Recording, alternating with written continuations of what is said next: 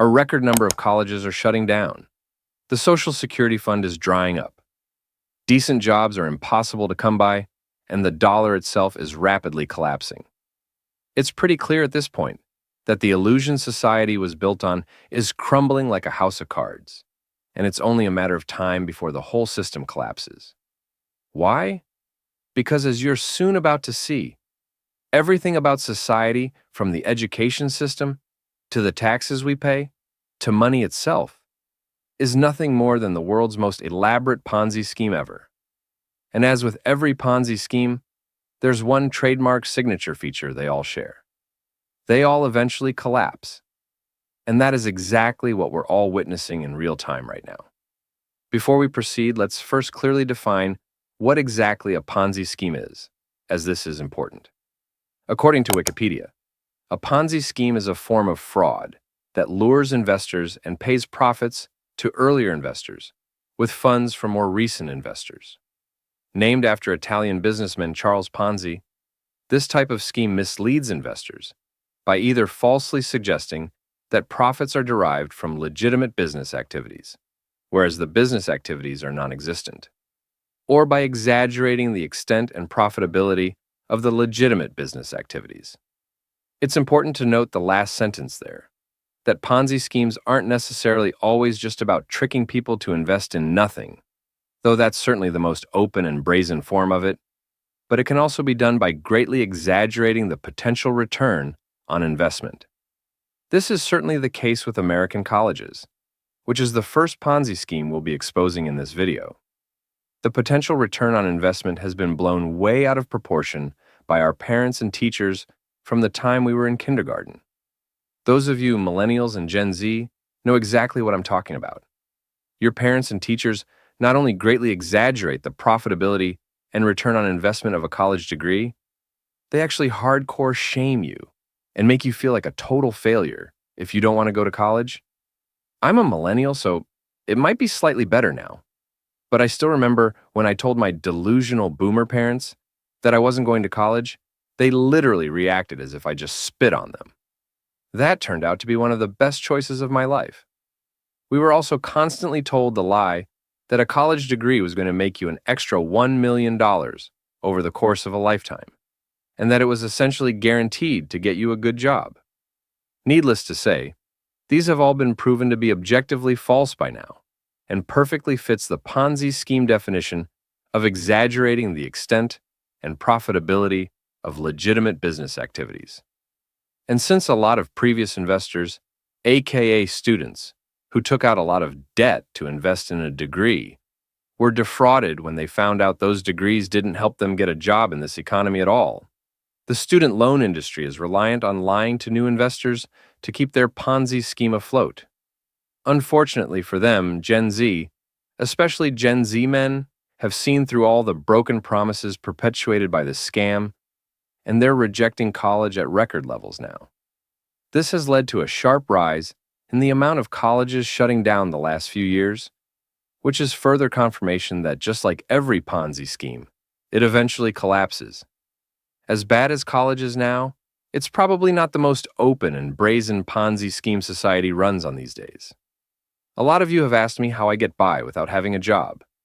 Aside from this YouTube channel and living in a cheap country overseas, I was an early investor in Bitcoin as well.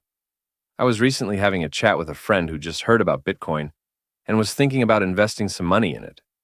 But he heard rumors that it was a pyramid scheme, and so he asked for my opinion on that. I simply asked him if he works a 9-to-5, which he answered yes. By the way, when I'm exposing these things for being the Ponzi schemes they are, I'm talking about the system and not the people. We're all just doing our best to survive in a system and country that doesn't care about us.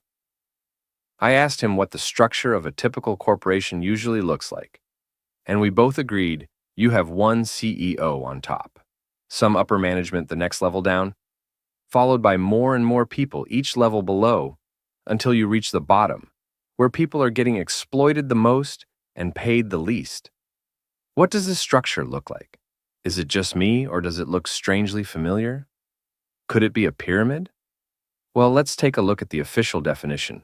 A pyramid scheme is a fraudulent system of making money based on recruiting an ever-increasing number of investors. The initial promoters recruit investors who in turn recruit more investors, and so on. The scheme is called a pyramid because at each level, the number of investors increases. The small group of initial promoters at the top require a large base of later investors to support the scheme by providing profits to the earlier investors. Well, damn. Is this not pretty much exactly what every dogshit modern corporation today is? The initial guy who founded the corporation sits at the top and makes the most money. He then needs to recruit more and more people who get paid less and less at every level down until the pyramid is complete. And just like with pyramid schemes, the small group of initial promoters at the top require a large base of later investors to support the scheme by providing profits to the earlier investors. Tell me this isn't what every asshole CEO corporate shill is doing to the letter. And what ends up happening in every pyramid scheme? Well, according to Wikipedia, as the number of members multiplies, recruiting quickly becomes increasingly difficult until it is impossible, and therefore, most of the newer recruits do not make a profit. Wow, this all sounds strangely familiar, doesn't it? Most newer recruits, in this case, the average worker joining a new company, do not make a profit. That's literally exactly what's going on right now. The average worker right now can't afford to pay rent, can't afford to buy food, isn't making enough of a profit at the pyramid scheme of a corporation he's forced to work for to sustain his own life. Hopefully you're seeing the pattern by now. Everything society wants to force you to do from the time you were born. College, working for a corporation. It's all just an elaborate legal form of a massive Ponzi scheme scam. Now, as bad as these examples are, and they are bad, I still haven't exposed the most open, brazen, and outright form of society's Ponzi scheme yet. The Ponzi scheme of the Century Award goes to Social Security. The one that happens to benefit boomers the most. Color me shocked.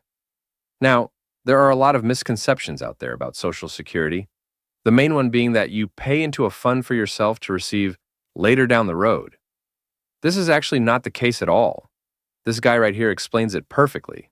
Social Security is run like a Ponzi scheme. And every time I say that, I get told, you're going to make old people mad. I'm not trying to hurt anybody's feelings. I'm trying to just explain what's actually going on. The money you put into Social Security today doesn't go in an account for you when you retire. The money you put into Social Security today goes to somebody else that is collecting on Social Security. If you did that in the private sector, you would be arrested for setting up a Ponzi scheme. But when the federal government does it, it's okay because they have the legal right to do crap like this. Okay, well, how do you pay for all of these entitlement programs? How do you pay for all this money that you're just sending out? How do you pay for the wars that we're fighting everywhere? Like, how do you pay for it? 3 ways. You can tax it, but that pisses people off. You can borrow it, but the problem is that you get to a point where people don't want to buy treasuries anymore because the interest that they're collecting off of the treasury bonds that they bought is not keeping up with inflation. So why would I invest my money in a government bond that is actually losing me money? The third way is print. That's how you collapse a currency.